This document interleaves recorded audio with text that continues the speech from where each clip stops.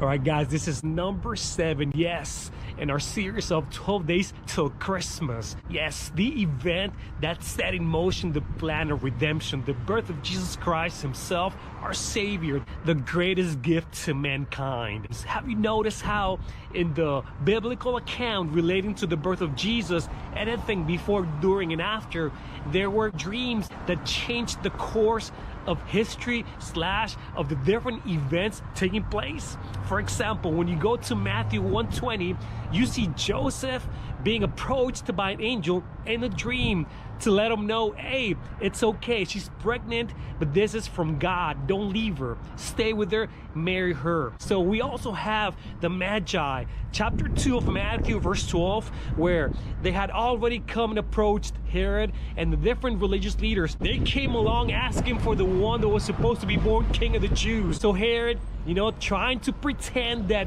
he was okay with the baby and anything dealing with his birth, he said, go find him, and when you find him, let me know where he's at so I can go worship him too. Well, not really. He had some other plans in mind. So the Magi, they find Jesus, and they're about to go back home, probably keeping their word. They're about to go back the same way they came, probably tell Herod the king where Jesus was, but now they're advised, and it says a divine dream. Yes, this is from God. Yes, they're instructed by God through a dream not to go back the same way. They were supposed to go back a different way. In other words, dodge Herod, because his intentions are ill. He wants to murder the Savior, Jesus Christ himself.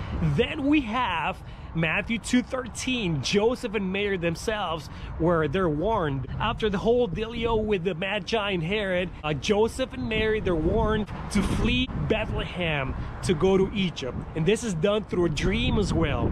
Another dream, can you see that? Another dream. This is pretty interesting because the whole idea of dreams before, during, and after the birth of Jesus, in order to make sure that the different developments regarding the Savior just recently born were going the right way and in the right direction. And then Matthew 2:19 tells us that once Herod was dead, God, in a dream, he instructed Joseph and Mary again to go back to Israel, and they did so.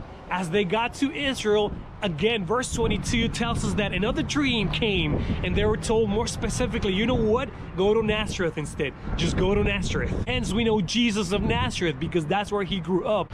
All this taking place in a time when Satan, from the get-go, wanted to get rid of Jesus and anything and everything, every detail that had to do with the Savior of this world, Jesus Christ himself. Yes, God can and will use anything, even dreams, to lead his people, his loved ones, those who stay connected with them, and especially those who are trying to fulfill his mission. It is fascinating. Keep in mind, the next time you have a dream, pay attention to the details. God bless you. See you next time.